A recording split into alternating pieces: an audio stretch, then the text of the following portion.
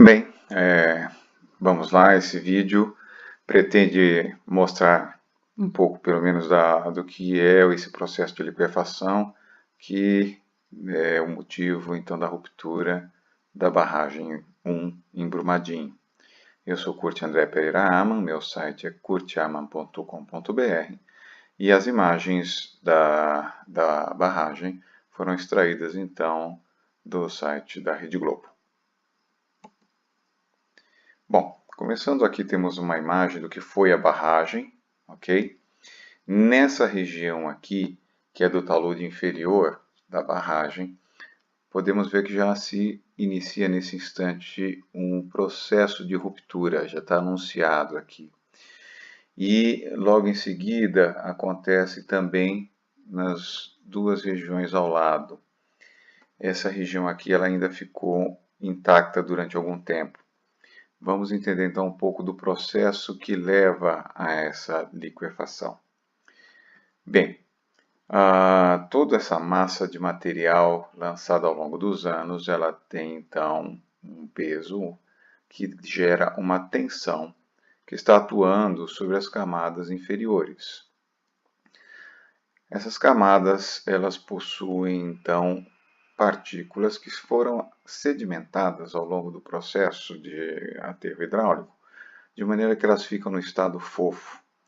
Toda essa sobrecarga, então, quando ela acontece com uma velocidade grande, ela gera, então, redução de volume dessas partículas que estão no estado fofo. Então, elas compactam. Nessa situação, a água que está nos vazios dessas partículas, ela fica no estado tensionado, ou seja, ela tem um excesso de poro-pressão.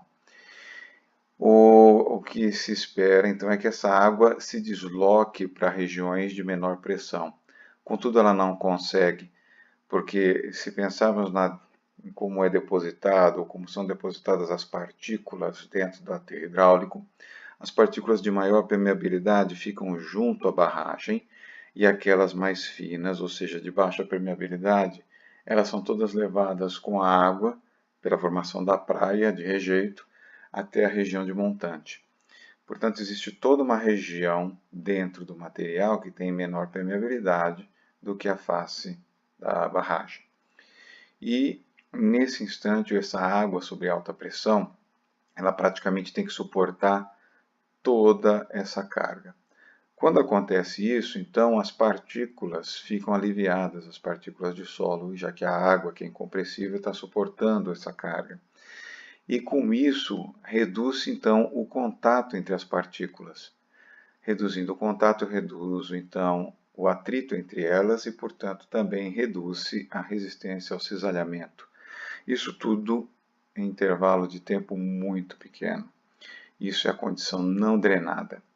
Quando isso acontece, então, praticamente sem resistência ao cisalhamento, todo o material particulado do rejeito funciona como se fosse um líquido.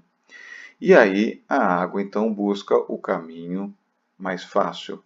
Ela vai contra a barragem, os diques, que é aquela região de menor resistência. Ela não vai se deslocar, então, para a montante, na região em que está mais cheio de partículas finas. Ela vem contra o dique da barragem. E aí ocorre, então, a ruptura brusca.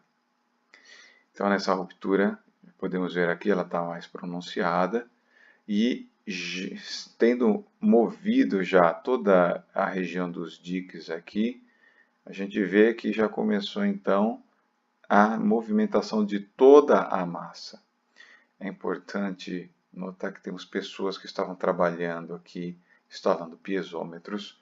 Alguns deles conseguiram escapar, mas por muito pouco, o que é uma coisa impressionante.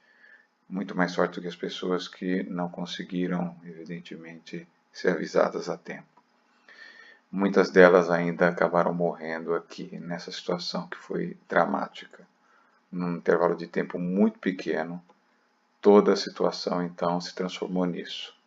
Ou seja, não havia mais lugar seguro nessa região e nem a jusante.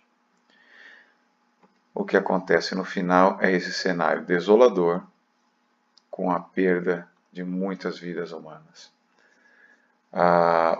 Fica ainda a dúvida do que deflagrou o processo, visto que em geral ele é devido a uma carga cíclica que acaba vibrando e fazendo com que os grãos então percam a resistência ao cisalhamento, ou se ele, ou de repente a partir de uma carga, um lançamento de rejeito, por exemplo, a uma velocidade maior do que o que seria esperado para que a água tivesse tempo de dissipar a poropressão, os excessos de pressão neutra. Então, essa questão, né, ou seja, não havia obras, o pessoal que estava lá instalando piezômetros dificilmente, se foi um procedimento corriqueiro, teria gerado vibração suficiente para isso, para que ocorresse essa ruptura, mas enfim. Agora a necessidade de se aguardar mais informações a respeito para entender o que pode ter acontecido. Bem, em caso de dúvidas, deixem aqui a sua mensagem. Muito obrigado.